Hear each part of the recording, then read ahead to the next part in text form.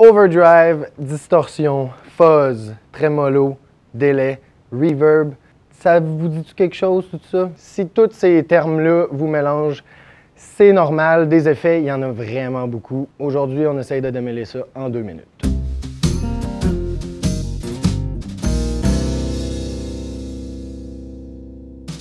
Pour commencer, qu'est-ce qu'un effet? C'est une unité qu'on place entre l'instrument et l'amplification pour traiter le signal et changer son son. Les effets, ça existe depuis le milieu des années 40. Dans les studios, ça peut s'appliquer sur absolument tout. La voix, violon, le drum, la guitare. Mais live, ça va surtout être populaire avec les guitaristes, les bassistes et les claviéristes. En studio, ils font souvent partie intégrale d'un logiciel d'enregistrement. Par contre, pour le musicien qui joue live, on va voir ça dans plusieurs formats de boîtier, tels que le rack mount, le multi-effet ou la pédale. Si tu te demandes quel effet tu as besoin pour ton instrument, voici les 6 grandes catégories. Les effets de saturation, les effets de modulation, les effets de filtre, les effets de dynamique, les effets de temps et les effets de tonalité. Premièrement, on a tous déjà vu la représentation du son comme une ondulation en vague. Les effets de saturation vont booster le signal, donc on va avoir une plus grosse vague et on va clipper l'excédent, ce qui va nous créer une vague avec une forme carrée dedans. Les effets de saturation sont très populaires avec les guitaristes, même si ça peut être utilisé avec n'importe quel instrument. On va avoir des overdrive qui sont en général très populaires dans le rock. On va avoir des distorsions plus agressives dans le son qui sont souvent très populaires dans le métal. Et on va avoir des fuzz qui sonnent un peu plus vintage, disons Jimi Hendrix si on peut donner un exemple.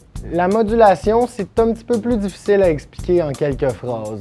Ça prend le signal audio de l'instrument, ça le dédouble et ça va venir affecter la phase, la fréquence ou le volume. Les effets de modulation les plus populaires sont le chorus, le flanger, le phaser et le tremolo. Les effets de filtre, on a tous une chaîne stéréo chez nous dans notre auto avec bass, mid, high.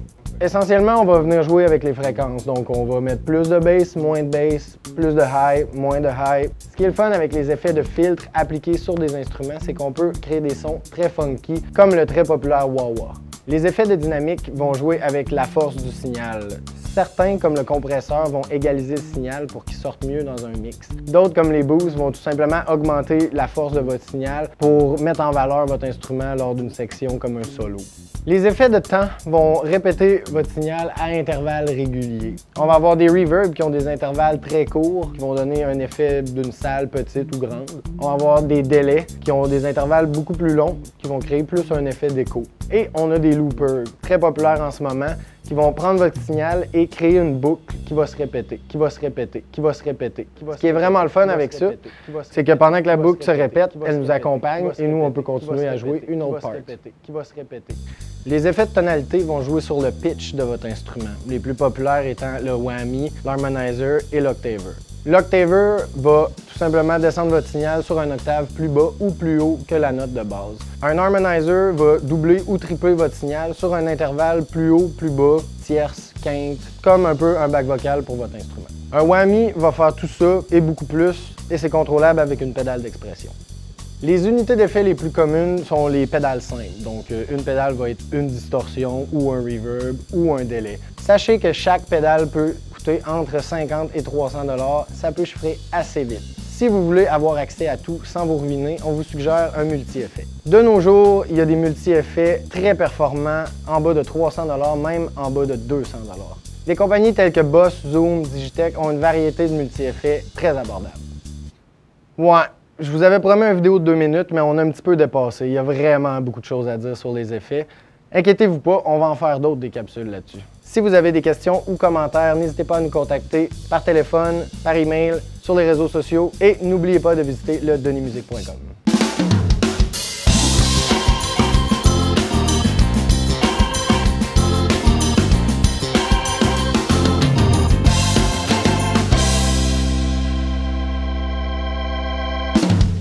Des units. Ça,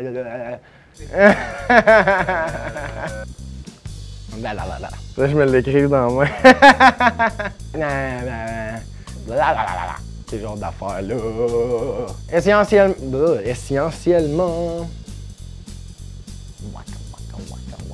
Des vidéos sur les effets.